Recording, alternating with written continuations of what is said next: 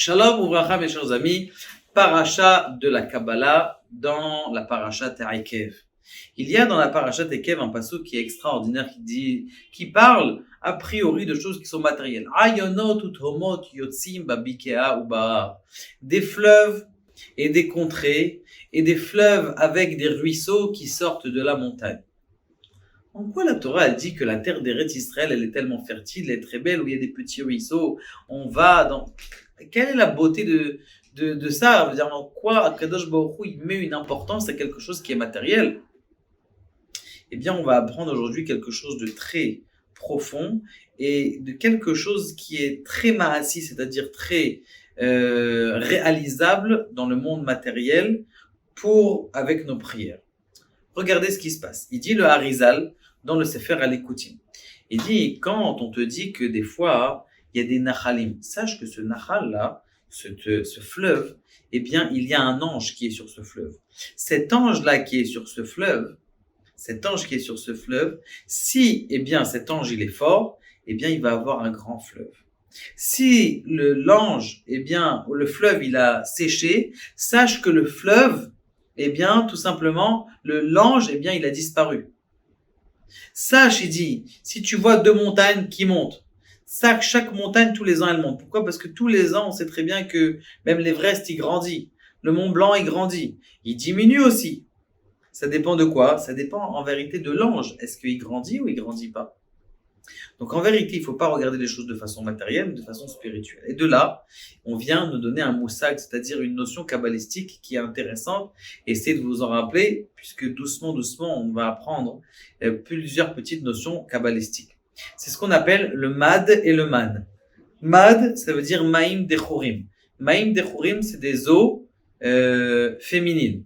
Maïm nugvim, c'est la deuxième notion, c'est des eaux féminines.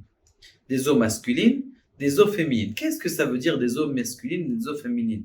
On a parlé de ça auparavant. Parce que l'eau, c'est cette chose-là qui fait grandir.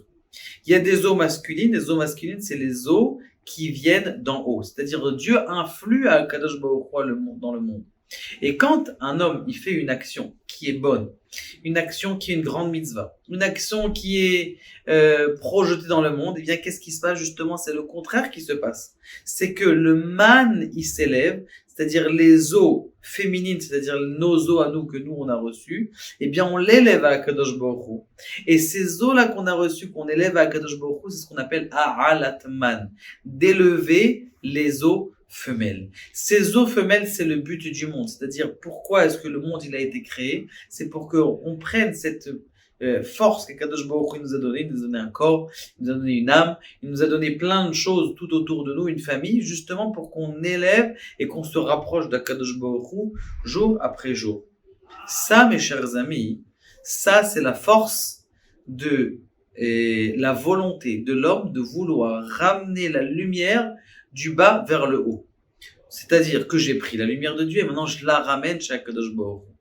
Il dit le Harizal, apprends quelque chose. Au lieu de regarder les choses matériellement, par exemple, tu as une voiture. Tu crois que cette voiture, elle n'a pas de spirituel. Même ta voiture, elle a quelque chose de spirituel. Et quand toi, tu dois prier pour vendre ta voiture, tu as envie de la vendre ou acheter ta voiture, je sais pas moi. Eh bien, tu dois pas prier, je veux une voiture. Je veux cet ange-là et je veux donner des forces à cet ange-là pour que ma voiture ou soit vendue ou soit donnée. Ou par exemple, n'importe quoi, tu veux qu'il y ait un fleuve. Eh bien, tu dois pas prier pour le fleuve lui-même. Tu dois prier pour la spiritualité, la lumière, l'eau, l'abondance qui doit descendre sur ces... Donc nous, au lieu de regarder les choses matérielles, tu dois apprendre à regarder chaque chose avec sa spiritualité. Et si tu pries pour la spiritualité, ça rentre dans le calcul de la spiritualité du monde. Et on sait très bien que lorsque quelqu'un est prie pour quelque chose de spirituel, la prière est beaucoup plus écoutée que s'il prie pour quelque chose de matériel. Que Kadosh Baruch Hu nous aide, Be'ezrat Hashem, et vous donne toute la réussite du monde. Baruch Adonai, Le'olam Amen.